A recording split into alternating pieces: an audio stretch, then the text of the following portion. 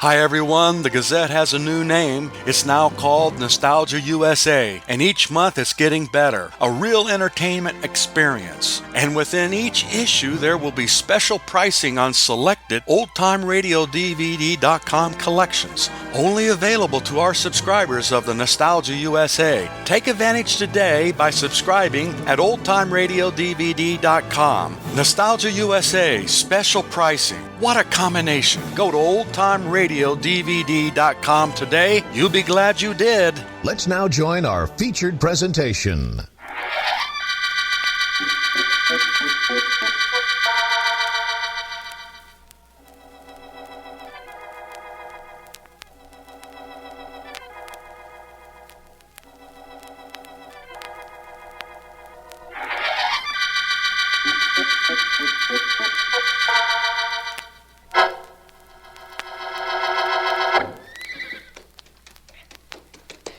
Okay, Pinky, climb down off her back and throw a blanket over her. How'd she do? Well, she went a little slow in her turn, Mr. Burke, but she sure opened up plenty good when I got her into the stretch. Plenty good. She's a winner, this horse is.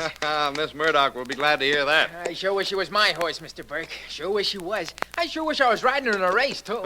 Oh, you'll ride someday, Pinky. Yeah. All jockeys have to be exercise boys to start. Well, take the filly over to her stall and rub her down, will you? I sure will, Mr. Burke. Sure like this here horse. Come on, Princess. Come on, atta girl. Gotta get you over to your stall and fix you up some nice, clean straw to sleep on. At least you can get some sleep. What's so funny, Burke? Oh, hello, Billy. Didn't hear you come into the stable. Yeah, I don't make much noise. I'm so small you can hardly hear me. Fact is, when I was in school, I had to keep yelling or I'd be marked absent. Nobody could see me. Well, why aren't you laughing at that? It's not terribly funny. Burke, sometime you're gonna learn that when a star jockey tells a gag, it's a good thing if a horse trainer laughs it up. Especially if the star jockey happens to be friendly with the trainer's boss, like I am with Miss Murdock. How long do you think you'd be friendly with Miss Murdock if she knew as much about you as I do? Oh, not long. Only there's a couple of ifs you want to remember. One of them is if she believed you, and the other one is if you had nerve enough to rat on me. Don't be the talking type, Burke. Open that mouth of yours out of turn sometime, pal, and I'm telling you now, I'll close it for you. Permanently.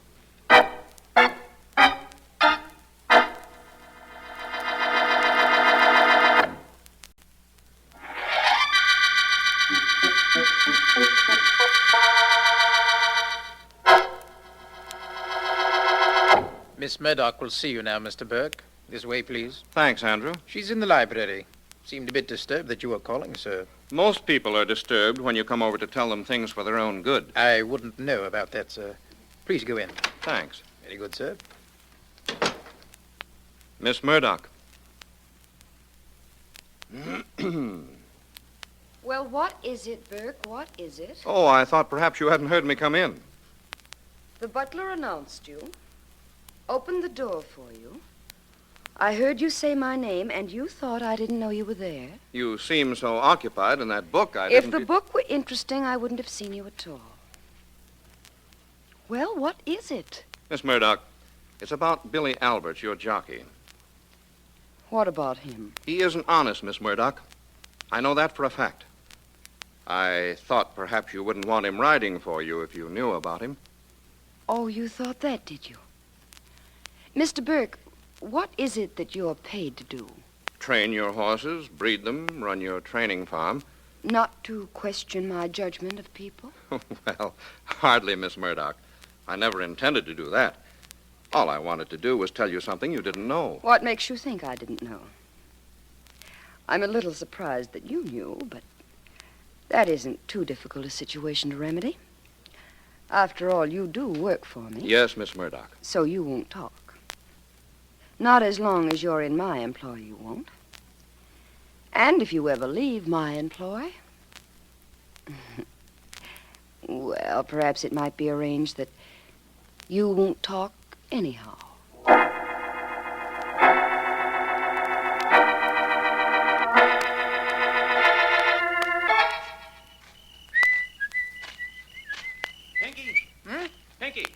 Yes, sir, Mr. Phil. How are you tonight, sir? All right. You seen Burke? I sure have. He's in his office. Looks like the moon fell down on him. You gonna go see him? Yep. Well, don't get in any mood like he's in. Been in it all day, too. Hey, as long as you're his assistant out here, maybe you could do some assisting in the trouble he's having. Maybe that wouldn't be a bad idea, huh? Might not be at that. Hey, you're pretty dolled up for an exercise boy. Where you going, Pinky? Oh, got me new suit, new tie, and the same old girl. I'm stepping out tonight, Mr. Phil. Go ahead, Pinky. Only watch that step a little. I sure will, Mr. Phil. I sure will. Tonight's the night. Yes, sir. Tonight's the night. Come in. Evening, boss. Oh, hello, Phil. Come in. Say, you've got the lows, Mr. Burke. What's wrong? Nothing very much. Nothing you can help me with, I suppose. Well, what's on your mind, Phil? I need some money, Mr. Burke. $1,000. Who doesn't? I need it bad, Mr. Burke. A couple of bets I made went haywire. You've been betting on horses, Phil? Well, I thought they were horses when I made bets on them. I haven't got $1,000, Mr. Burke. You got to lend it to me. You know, Miss Murdock has a rule about her employees betting on horses. Oh, now look, I don't want to lecture. I want the money. You can get it and take it out of my pay. The Murdock girl will give it to you if you ask for it. If I ask for it, maybe she will. But I'm not going to. In fact, I don't know why I shouldn't tell her that you've disregarded her orders about betting. I wouldn't do that, Mr. Burke. That way I'd never get the money I need, would I? No. But that's your problem. I can't worry about you and me, Phil. No, I guess you can't. But that being the case, Mr. Burke, maybe you'd better do some extra worrying about you.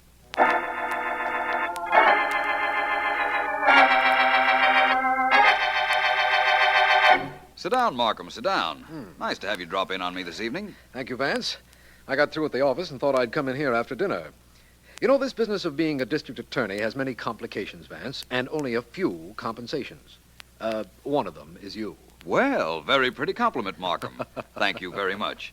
May I add to that speech that my profession of private investigating could very easily become a chore without the incentive of the cases you've called me in on? Okay. We're even. And now to the purpose of my call. Yes? Could you take the evening off to go over to the club for a game of billiards? I'd like to, Markham. I'd like to very much. Just give me a second to slip out of this robe and into a coat. Turn the radio on if you like. I will. Oh, I've got a new three-cushion shot to show you that's terrific, Vance. Not fair. You've been practicing. Very good, very good. And now for your last question, sir. What is the capital of the state of Maine? Now tell me quickly before a gust of wind comes into the studio. What have you got there, Markham? A quiz show, apparently. No coaching, please. No help from the audience. Come on now, sir. The capital of the state of Maine. A gust of wind will come into the studio. Augusta! That's right, that's right. Lots of fun, these quiz shows, Markham. Yes, I enjoy them. Let's listen for a moment, Vance. All right, now, everybody, we're ready for our next contestant. Your name, sir? Billy Alberts. Well, welcome to our game, Mr. Alberts. And what do you do for a living, may I ask? I'm a jockey for the Murdock stables. Hell, you're a good man to know.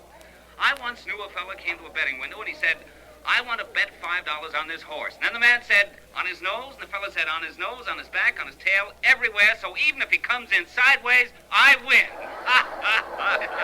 Well, Mr. Alberts, you've selected a topic to talk about. Now let's have your slip. Popular songs, huh? Well, okay, here's your first question. Name 5 songs that Irving Berlin composed. Always, Because I Love You. That's 2. Alexander's Ragtime Band, Remember, and Blue Skies. That's 5. That's correct. In fact, that's wonderful.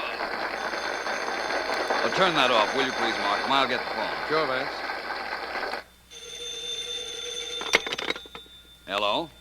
Mr. Vance, this is Sally Henderson, Mr. Markham's secretary. Is he there? Why, yes, Miss Henderson, just a moment. For you, Markham, your secretary. Uh-oh. Bye-bye billiards. Here. Thanks, Vance.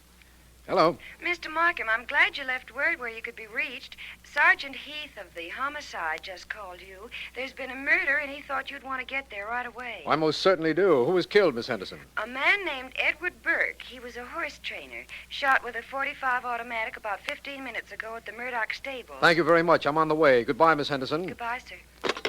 Well, Vance, we're on the way to a murder. Horse trainer named Edward Burke was killed. Burke? He trains for the Murdock stables, doesn't he? That's right. He's... Say, that jockey we just heard on the air was from the Murdock stables, too. Quite a coincidence. Yes, it is. Well, you were talking a while ago about a very difficult billiard shot. Apparently a murderer has called his shot, Markham. Perhaps we can call his hand.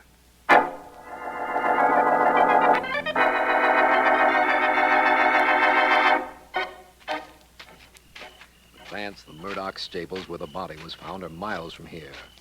Why did you ask me to stop the car outside the Murdock house? Because Sergeant Heath is at the stables with the body, Markham. He'll find anything there that I might find. I thought someone at the Murdock house might give us something to work on. After all, the Murdocks own the stables. I've learned better than to argue with you, Vance. Don't ever stop, please. I'm not always as certain as I sound. We might find out absolutely nothing here. We certainly won't if we don't get inside. I'll handle that detail. Oh, I hope you have your calling card ready, Vance. Miss Carol Murdock is very social. You mean she's very rich? Markham, some of the richest people I know are antisocial. Yes, sir. District Attorney Markham and Mr. Philo Vance to see Miss Carol Murdock. Miss Murdock is not at home. Would you care to come in and wait? Vance? We would. Very good, gentlemen. Oh, you might wait in the library if you like. Right this way. Oh, there's someone else in the library, a Mr. Billy Alberts. He works for Miss Murdock. Billy Alberts, the radio star? He's a jockey, sir. I know, but he was on the air tonight. How does it happen he's here? And he telephoned after the program, and I informed him of Mr. Burke's death. He came in only a few moments ago to wait for Miss Murdock. I see. And where is she? I'm sorry, sir. That I do not know. She'll return presently, I imagine. She always has.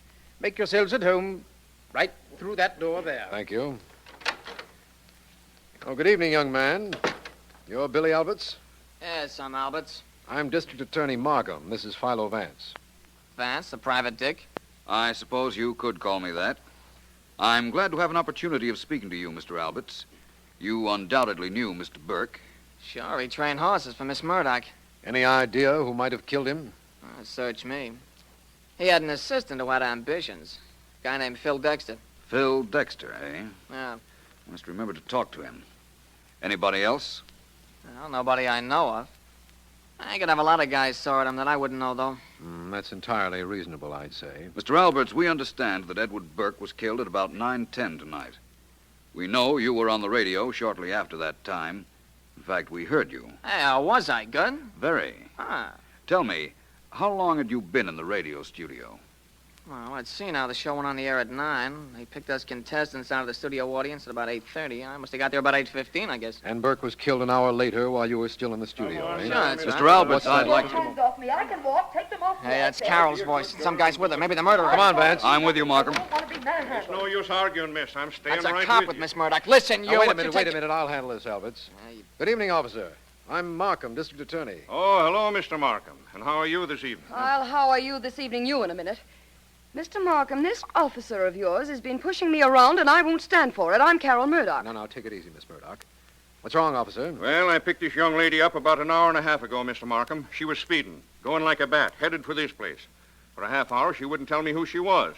Then, when we finally get to headquarters, she tells me her name is Carol Murdock. Well, that's who she is. She is Carol Murdock. Shut up, Sonny. I'm talking to Mr. Markham. Yep. So, Mr. Markham, I asked to see her license, and she says she hasn't got any.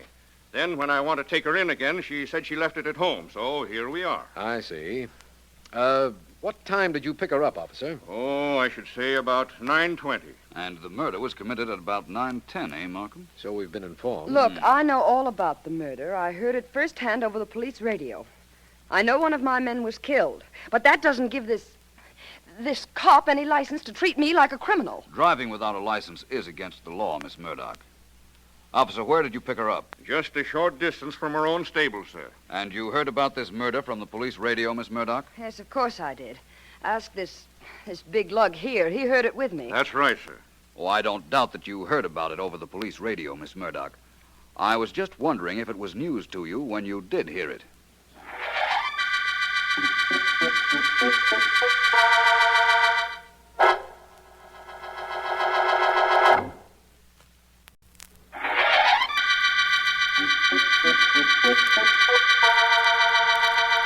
This is District Attorney Markham. The Murdock murder case began when Edward Burke, trainer for the Murdock stables, owned by Carol Murdock, was found dead. Vance has questioned Billy Alberts, a jockey who was on a quiz program at the time of the murder, and also questioned Carol Murdock, who was caught by a motorcycle policeman coming from the murder scene at about the time of the murder. Still to be interviewed by him is Phil Dexter, assistant to the dead man. But I understand Vance is taking care of that detail right now in the Murdock home. We have been at the house I'd tell you more if I knew any more, Mr. Vance, but I don't. Honest, I don't.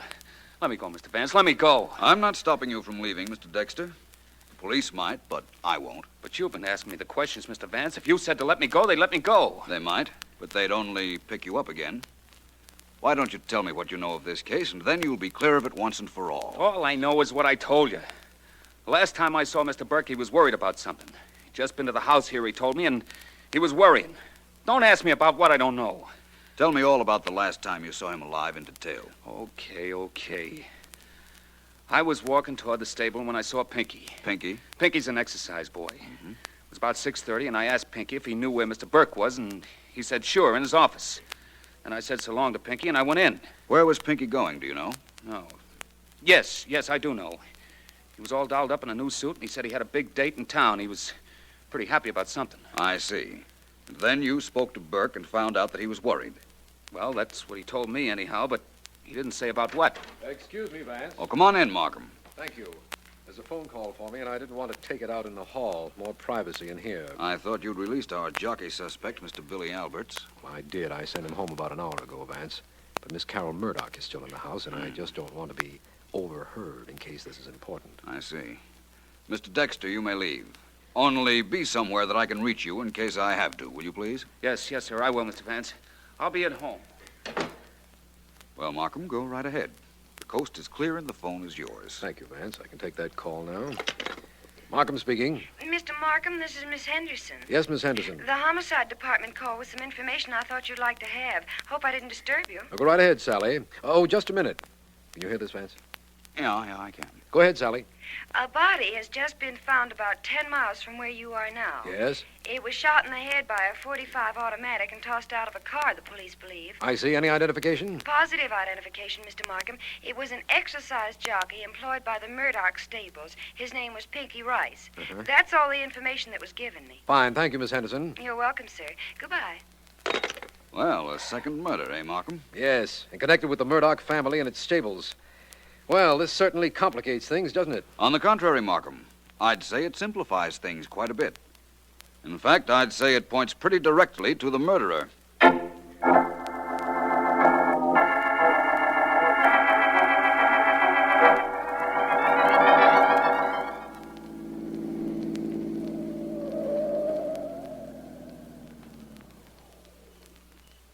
Billy? Is that you, Carol? Yes, where are you? Right here. I've been waiting for you over the side of the road where I wouldn't be seen. Well, all right, I'm here. What's all the mystery? Why did you call and ask me to meet you here? Take it easy. I thought you'd like to know what I think about the murder of your trainer, Burke. And of Pinky, the exercise boy.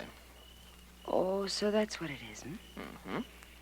What's there to talk about that you couldn't say on the phone? Oh, I had no reason for privacy. I thought maybe you might want it, though. You see, I know you had a battle with Burke. Your butler told me. I pay him for services rendered. Apparently you did, too. That's right. As I understand it, you threatened Burke. You want to know why I did? To protect you, you fool. He knew something about you. Did you kill him to protect me, too? No. That's not saying I might not have if I thought it would stop him from talking, though. You see, that's the way I feel about you, Billy. Yeah, you've been trying to convince me of that for quite some time now. You'd get tired of me, though. Probably. I got tired of everything else in my life. But what has that to do with what you called me about? Oh, everything. Now, take me. I'm a good jockey. I make good money. In a couple of years, I'm a little too old to ride. I don't make such good money. Carol, how much is it worth if the police don't know about your threats to Burke? You're not that low. I wouldn't be so sure. You can't prove I killed Burke. Oh, maybe not. But according to the cop who picked you up, you were near enough to the stables to have done it. Billy, Hmm? where were you when Burke was killed? Me? I was on the radio being a genius. I was practically talking on the air when Burke got his. And when Pinky was killed? Where were you then? Home. Kid, there's no heat on me. Now, let's get back to the important reason for this little meeting. How much is your life worth? Quite a bit, Billy. In fact, I value it a whole lot higher than I do yours.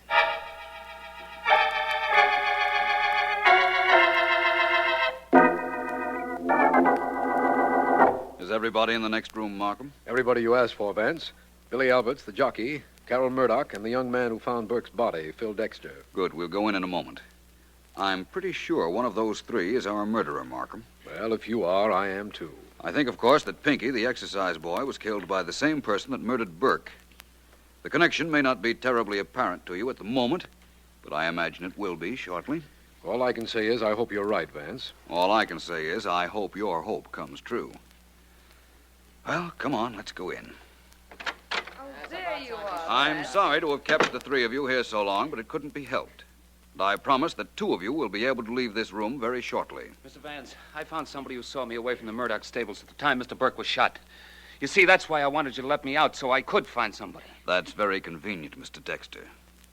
Did you find someone to alibi for you, Miss Murdock? I don't need any alibi, Mr. Vance. I didn't do anything, and you can't prove that I did. That's right, I can't, as yet. Mr. Alberts? You don't want anything to do with me, Vance. I was on the radio when Burke was killed, and I was home when Pinky got knocked off. That's quite according to what I've been led to understand. Well, I don't want to appear overly dramatic, but one of you three killed two men. I have some questions I want to ask each of you. Answer, I don't know, if you don't know. That will be all right. Mr. Dexter? Yes? 2 questions for you. 1, how many shots in a .45 automatic? I don't know. Who wrote the song, Memory Lane? What are you trying to do, Vance? Trick me into saying something?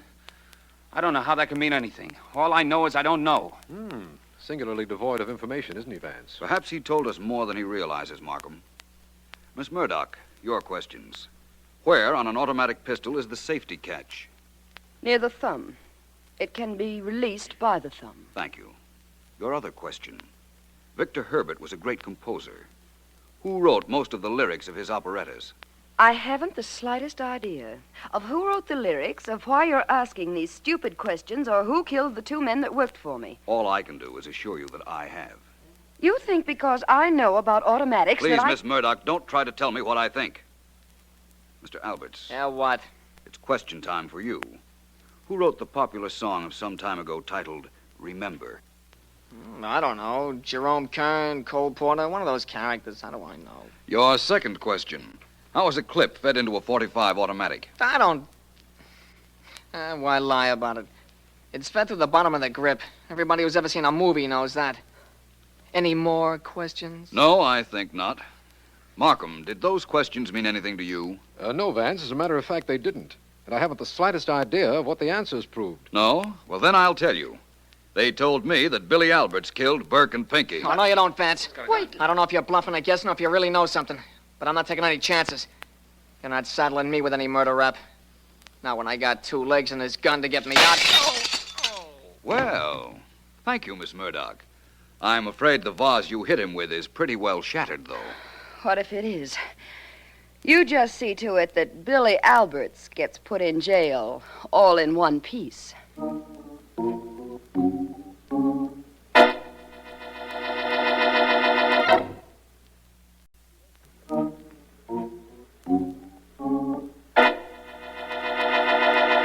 I'm waiting, Vance. I'm not playing games, Markham. I just wanted to finish these notes. That's all there. Now, what is it you're waiting for? An explanation, of course, as to how you knew it was Billy Alberts who killed Burke and Pinky. All I knew was that Alberts was on the radio when Burke was killed. Well, that wasn't Alberts at all. It was Pinky, establishing an alibi for Billy Alberts. That's the reason Alberts had to kill him, to avoid any possible future blackmail. You knew that? Of course. Remember when we heard that quiz program together? The master of ceremonies asked the contestant who was supposed to be Billy Alberts to name 5 songs by Irving Berlin. Yes, and he named them. One of the songs was titled Remember. Remember? Yes, and the contestant included it. Right. But when I asked Billy Alberts who wrote the song Remember, he didn't know. He couldn't very well know one night and not the next, could he? No. Therefore, it wasn't he we heard on the quiz show. It was Pinky. Yes, I know that's right, but how did Billy Alberts know that Pinky would be sure to get on the radio and give him an alibi? After all, contestants at radio shows are selected at random. All Pinky had to do was bribe somebody who was supposed to be on the program, or in other words, buy that person's ticket. No problem there. No, I can't argue against that either. You know, Vance, Miss Murdock was very helpful to us. She told us why Alberts killed Burke, and she really hit the lad with that vase when he tried to break away, didn't she? That she did. That little smack on the head was the end of Billy Alberts' escape plan. And also, Vance, the end of the Murdock murder case.